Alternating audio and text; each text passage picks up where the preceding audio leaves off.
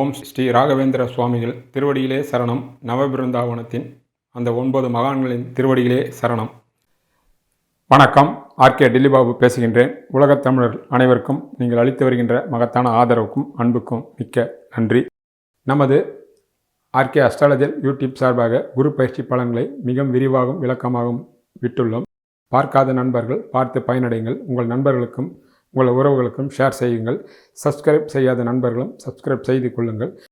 இன்று நாம் பார்க்க இருப்பது ஜூன் மாத பலன்களை பற்றி பார்க்க இருக்கின்றோம். துலாம் ராசிக்கு ஜூன் மாத பலன்களை பார்க்கலாம். உங்கள் ராசிக்கு 2-7 கூடிய செவ்வாய் 7 ஆட்சி பெற்று நேரடியாக உங்களுடைய ராசியை பார்க்கின்றார். உங்களுடைய ராசியாதிபதியான சுக்கிர பகவான் 9 அதுவும் ஆட்சி பெற்ற புதனுடன் சேர்ந்து இருப்பதினால் 1ஆம் வீட்டு பலன் மிக மிக அற்புதமாக இருக்கும். 8ஆம் தேதிக்கு பிறகு உங்களுடைய ராசிநாதன் 9 10 வருவார். 10 அவர் உச்ச குருவுடன் சேர்ந்து இருப்பதினால் மாதம் முழுமையாக துலாம் ராசிக்காரர்களோ துலாம் லக்னக்காரர்களுக்கு 1ஆம் வீட்டு பலன் சகல விதமான சௌபாகியங்களும் நன்மைகளும் யோகத்தையும் தனப்பிராப்தியும் கட்டாயம் கொடுக்கும். உடனே போட்டியும் போராமையும் இருக்கும். அதை எதிர்கொண்டு நீங்கள் மிக சுலபமாக வெற்றியடைந்து உங்களுடைய மதிப்பு மரியாதை அந்தஸ்து கௌரவத்திற்கு எந்த விதமான தங்குதடை இல்லாமல் நிச்சயமாக தக்க வைத்துக் கொள்ளலாம். ராசிநாதன் மாதம் முழுமையாக வலிமையாகி இருப்பதே அதற்கு முழு காரணமாகும். செவ்வாய் ராசியை பார்ப்பதினால் ஒரு சில நேரங்கள் உங்களுக்கு கோபம் அதிகமாக வரும். அதை மட்டும் நீங்கள் கோபத்தை குறைத்து கொண்டால் போதுமானது. 1ஆம் வீட்டு பலன் மாதம் முழுமையாக மிக மிக அற்புதமாக இருக்கும் என்பதே உண்மையாகும். உங்களுடைய ராசிக்கு 2 கூடியவர் செவ்வாய். அவர் 7 ஆட்சி பெற்று 8ஆம் பார்வையாக 2ஆம் வீட்டை பார்க்கிறார்.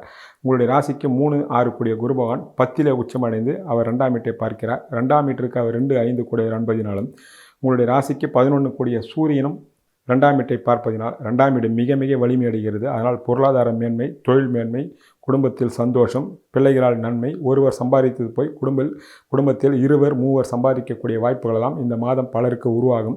2ஆம் வீடு மிக மிக வலிமையாக இருப்பதினால் அதுவும் மாத பிற்பகுதியில் அவர் 7 8க்கு சென்றாலும் அவருடைய பார்வை 2ஆம் வீட்டிற்கு அவருடைய வீட்டை அவரே நேரடியாக பார்ப்பதினாலும் தனகாரகன் குருவும் பார்ப்பதினால் 2ஆம் வீட்டின் மூலமாக சகல விதமான சௌபாகியங்களும் உண்டாகும். குடும்பத்தில் சுப நிகழ்வுகள், வீட்டிற்கு தேவையான ஆடம்பர பொருட்கள், பொன் பொருட்கள், வீட்டில் நிம்மதி, கடன் இருந்தால் அந்த கடனை அடையக்கூடிய அளவுக்கு மிக பெரிய அளவிலே பொருளாதார உயர்வு என்று சகல விதமான நன்மைகளும் கட்டாயம் உண்டாகும்.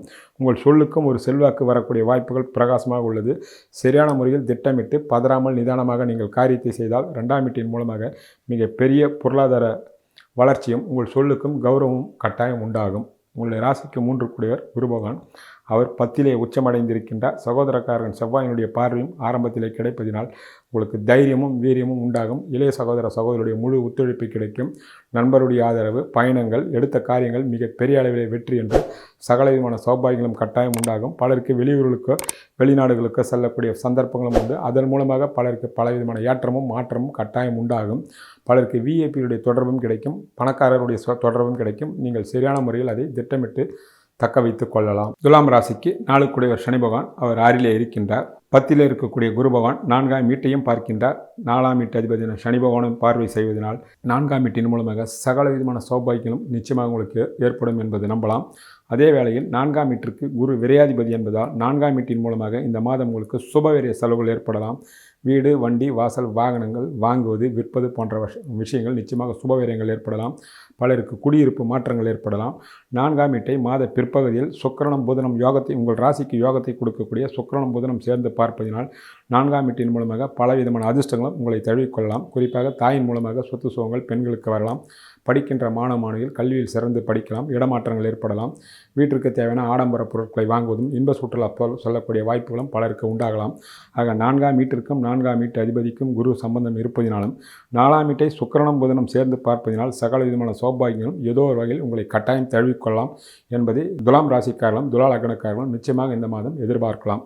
உங்களுடைய ராசிக்கு 5 கூடியவர் சனி பகவான். அவர் 6 இருந்து குரு பகவானுடைய பார்வையை வாங்குகின்றார். 5 இருக்கக்கூடிய ராகுவினால் தெய்வ கடாட்சம் பூர்ணமாக கிடைக்கும். ஆன்மீகத்தில் மனம் ஈடுபடும்.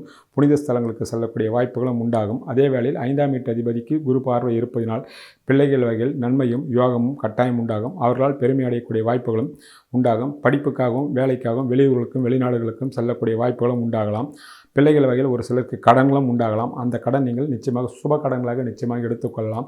ஆக 5ஆம் வீட்டின் மூலமாக பலவிதமான நன்மைகளும் யோகங்களும் ஏதோ ஒரு வகையில் உங்கள் மனம் மகிழக்கூடிய அளவில் வாய்ப்புகள் உண்டாகும். பலருக்கு குழந்தை பாக்கியம் இல்லாதவர்களுக்கு குருவினுடைய பார்வையால் இந்த காலகட்டத்தில் நிச்சயமாக குழந்தை பாக்கியம் நிச்சயமாக உண்டாகும். ஆக 5ஆம் வீட்டின் மூலமாக பலவிதமான அதிர்ஷ்டங்களும் நன்மைகளும் ஏதோ ஒரு வகையில் நிச்சயமாக உங்களை வந்து அடையும். உங்களுடைய ராசிக்கு 6 குரு பகவான், 6லே சனி பகவான் இருக்கின்றார். 6லே இருக்கக்கூடிய சனி பகவான் உங்களுடைய போட்டி, பொறாமை, எதிர்ப்பு, கடன் தொல்லையிலிருந்து பூரணமாக விலக்குவார். 6 6ஐ பார்ப்பதனால் அதை விருத்தி செய்வார் என்பது விதி. ஆனால் உச்சமடைந்து பார்ப்பதனால் போட்டி, பொறாமை, வம்பு வழக்குகள், நோய் நொடிகள் எல்லாம் உங்களை இருக்கின்ற இடம் தெரியாமல் செல்லும். தொழிலில் இருப்பவர்களுக்கு அவர் 10ல் இருப்பதனால் தொழில் முறையாக கடன்கள் ஏற்படலாம், தொழில் வளர்ச்சிக்காக ஏற்படலாம். அது அத்தனையும் சுப கடன்களாகும். சுய முன்னேற்றத்தை நோக்கி உங்கள் தொழில் துறையில் இருப்பவருக்கு செல்லலாமே தவிர தேவையற்ற வீண் விரைய கடனும் வட்டி கடனும் நிச்சயமாக உங்களை அண்டாது. உச்சகுரு அப்படிப்பட்ட பலன்களை தரமாட்டார். தொழில் விருத்தியை நிச்சயமாக செய்வார். கடனும் அது தொழிலுக்கு உண்டான கடனாகவே அமையும். ராசிக்கு 7 செவ்வாய் அவர் 7 ஆட்சி பெற்று நேரடியாக ராசியை பார்ப்பதினாலும் களத்திரக்காரன் சாதகமாக இருப்பதினால் திருமணமாக இருக்கின்றவர்களுக்கு திருமண யோகமும் கணவன் மனைக்குள் ஒற்றுமையும் லாபங்களும் கட்டாயம் உண்டாகும். மாத பிற்பகுதியில் 7 8லே மறைந்து சனியினுடைய பார்வையை வாங்குவதனால் அந்த காலகட்டத்தில் கணவன் மனைக்குள் ஒற்றுமையை ஒருவர் புரிந்து கொண்டு விட்டு கொடுக்க வேண்டும். இல்லை என்றால் தேவையற்ற வீண் விரைய சர்ச்சைகளும் ஒரு சிலருக்கு வைத்திய செலவுகளும் சங்கடங்களும் வரும். கூடுமானவர்களுக்கு விட்டு கொடுத்து செல்வது மாத பிற்பகுதியில் உங்களுக்கு நன்மையை தரும் என்பது நினைவில் கொள்க. உங்களுடைய ராசிக்கு 8 சுக்கிரன் அவரே ராசிநாதனும் ஆகின்றார். அவர் 9ல் இருக்கின்றார். 9 புதனுடன் சேர்ந்து இருப்பதினால் 8ஆம் வீட்டு கெடுபலங்கள் நிச்சயமாக உங்களை ஒன்றும் செய்யாது. அவர் ராசிநாதனாக இருப்பதனால் நீங்கள் அதை பற்றி கவலைப்பட வேண்டிய அவசியம் இல்லை. உங்களுடைய ராசிக்கு 9 புதனாகின்றார். அவர் 9லே ஆட்சி பெற்று உடன் ராசிநாதன் சேர்ந்து இருப்பதனால் 9ஆம் வீட்டின் மூலமாக சகல விதமான நன்மைகளும் யோகங்களும் லாபங்களும் உண்டாகும். மாத பிற்பகுதியில் 15ஆம் தேதிக்கு பிறகு 8லே இருக்கக்கூடிய சூரியனும் 9லே வருவார். அப்பொழுது தந்தையின் மூலமாக முழு யோகங்களும் லாபங்களும் அதிர்ஷ்டங்களும் வரும். தந்தையின் மூலமாக சொத்து சுகங்களோ அல்லது பேர் புகழோ பணங்களோ வரலாம். பலருக்கு ஆன்மீக சுற்றுலா வரலாம். குலதெய்வத்தினுடைய அருளும் மகான்களுடைய ஆசீர்வாதம் புனித ஸ்தலங்களுக்கு செல்லக்கூடிய வாய்ப்புகளும் பலருக்கு வரக்கூடிய வாய்ப்புகள் உண்டாகும். மாத பிற்பகுதியிலே 9 குருவுடன் சம்பந்தப்படுவதனால் தந்தையின் மூலமாக சுபவீரிய செலவுகள் நிச்சயமாக உண்டு. பலருக்கு ஆன்மீக சுற்றுலாவும் தான தர்மங்கள் செய்யக்கூடிய வாய்ப்புகளும் மிக மிக பிரகாசமாக உள்ளது. பலருக்கு புதிய சொத்து சுகங்களை வாங்கக்கூடிய வாய்ப்புகளும் கட்டாயம் உண்டாகும். உங்களுடைய ராசிக்கு 10 சந்திரன் அவர் 4 கிரகம். 10லே உச்சம் பெற்ற குரு பகவான் இருப்பதனால் தொழில் துறையில் இருப்பவர்களுக்கும் பணியில் இருப்பவர்களுக்கும் பதவி உயர்வு இடமாற்றங்கள் உண்டாகும். பலருக்கு வெளியூரில் செல்வதும் வெளிநாடுகள் செல்லக்கூடிய வாய்ப்புகள் உண்டாகும்.